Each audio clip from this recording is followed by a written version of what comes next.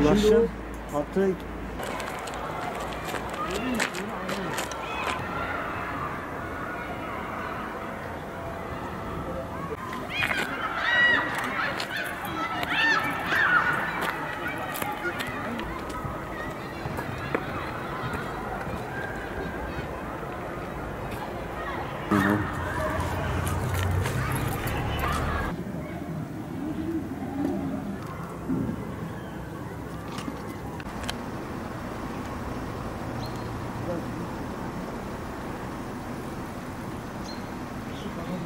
abi. Bina altında ateş yakıyorlar. Bir de şeyler, gençler gibi çıkıyorlar. Bu kadar büyük devasa bir inşaatı bak yıkıldı yeri sanki hiçbir şey yokmuş.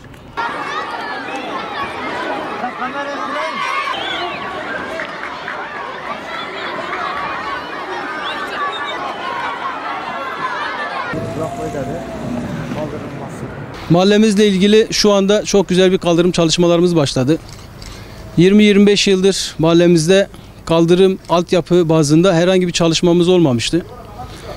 Bu yeni yönetime nasip oldu. O yüzden Süleyman Bey'e de buradan teşekkür etmek istiyorum. Süleyman Bey ekibine buradan teşekkür etmek istiyorum.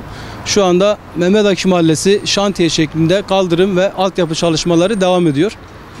İnşallah bunları daha hızlı ve yaygın bir şekilde mahallemizin bütün alanına yaymaya çalışacağız. Diğer bir husus mahallemizde bir çocuk parkının olmayışı. Çocuk parkı mahallemizdeki çocuklar farklı mahalledeki çocuk parkları, oyun alanlarına gitmek zorunda kalıyorlar. Onun için de burada eski tarımın yeri yani eski veteriner dediğimiz bir alanımız var. Atıl durumda şu an. Orası için bir çocuk parkı talebinde bulunduk. Çok geniş bir alan, çok güzel bir alan. Bunu da Sayın Vali Bey ile görüşmemizde bunu da dile getirdik.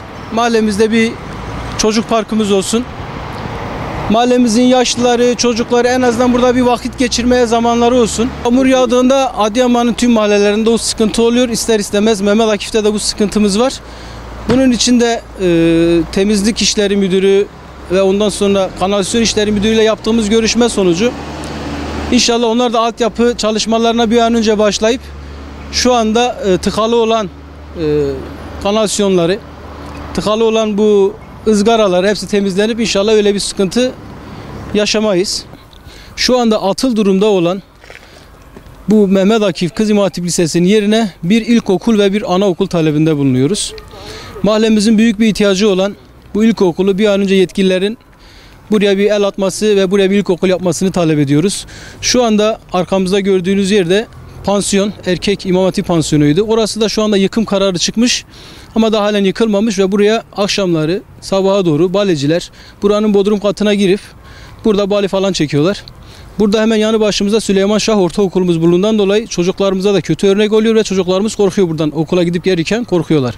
O yüzden bir an önce yetkililerin bir an önce bu yıkım kararı çıkan binayı da yıkıp buraya bir ilkokul ve anaokul yaptırmalarını talep ediyoruz burada. Onun haricinde mahallemizde bulunan Süleyman Şah Ortaokulu'nun etrafında güvenlik kamerası sıkıntımız var. Bunları talep ediyoruz. Elektrikle ilgili öncelikle şu bütün Adıyaman Mehmet Akif Mahallesi'nde bulunan elektrik direklerinin yer altına alınması için, kabloların yer altına alınması için AKEDAŞ'a gerekli resmi başvurumuzu yaptık. Yetkililerden bir an önce bu sıkıntı ve sorun teşhis eden, kışın rüzgar geldiğinde ya da ağaçlar içine girdiğinde kablolar koptuğu zaman bir can kaybı, bir mal kaybı olmasın diye bu kabloların bir an önce yer altına alınmasını talep ediyoruz. Diğer bir husus, mahallemizde bulunan trafo tam şehrin mahallemizin göbeğinde bulunuyor. Eğer bu trafonun imkanlar çerçevesinde onun da yer altına alınması ya da başka bir tarafa taşınmasını talep ediyoruz. Burada birinci çevre yolumuzun kapalı olması. Adıyaman'ın yükünü, trafik anlamında yükünü büyük ölçüde maksimum seviyeye düşürecek olan bu birinci çevre yolumuzun ana yol tarafından açılmasını talep ediyoruz.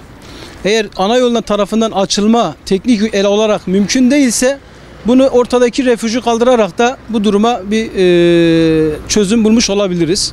Buradan yetkililere bununla ilgili de seslenmek istiyorum. Birinci çevre yolumuzu açalım ya da ortadaki refüjü kaldıralım. Birinci çevre yolu şehrin yükünü büyük ölçüde hafifleten bir yoldur. Ne anaokulumuz var Mehmet Akif Mahallesi'nde ne de ilkokulumuz var. Önce Tekel okulu ilkokuldu. Onu kaldırdılar. Başka yere götürdüler. Şimdi Mehmet Akif mahallesi 10 binli nüfus. 10 binli nüfus. Şimdi ne ilkokulu var ne de anaokulu var. Buraya yıktılar. Binanın altında bir bodrum var. Balıcılar giriyor. Ateş yakıyorlar. Ondan sonra sabaha doğru burada bağırıp çağırma oluyor. Onun için biz vatandaşlar için rahatsız oluyor, mahalle rahatsız oluyor. Biz önce ilkokul yapmamız ve anaokulu yapmamız istirham ediyoruz. Bu okulun bu durumu öğrencilere ve çevredeki insanlara çok kötü örnek oluşturuyor. Sabahları çocuklar okula gideceğine şu gördüğünüz balkonda kağıt oynuyorlar. Buna şahitlik ediyoruz biz. Buraların yıkılıp düzeltilmesi, okul yapılması, anaokul yapılması için yetkililerimizden ricada bulunuyoruz. Hem bizim için iyi olur hem çevremiz için iyi olur. İlkokul da yok. Çocuklarımız uzaktaki okullara gitmek zorunda kalıyorlar. Küçük öğrenciler. Sıkıntı oluyor bizim açımızdan. Onun için buraya bir okulun yapılması için yetkililerimizden ricada bulunuyoruz. Bizim çocuklarımız hep burada ilkokul olmadığı için başka bir yerler mesela servis güvenemiyorsun. Ondan sonra kolunda tutup başka okula bir de 1 kilometre, 2 kilometre, 3 kilometre, 5 kilometre uzağa gidiyoruz. Bizim burada bu yıkılan bir kız imam hatip yurdu. Ondan sonra yerine bir ilkokul. Ondan sonra ana sınıf okullar yapılsa daha güzel olur. Abi balıcı geliyor, tinerci geliyor. Benim hemen şu bitişikte mesela. Balıcı geliyor akşam sabah karşı. Bakın bağırıp çağırıyor. Ben mecbur rahatsız oluyorum. Buraya bir okul yapılsa, ilkokul veya anaokul yapılsa daha güzel olur.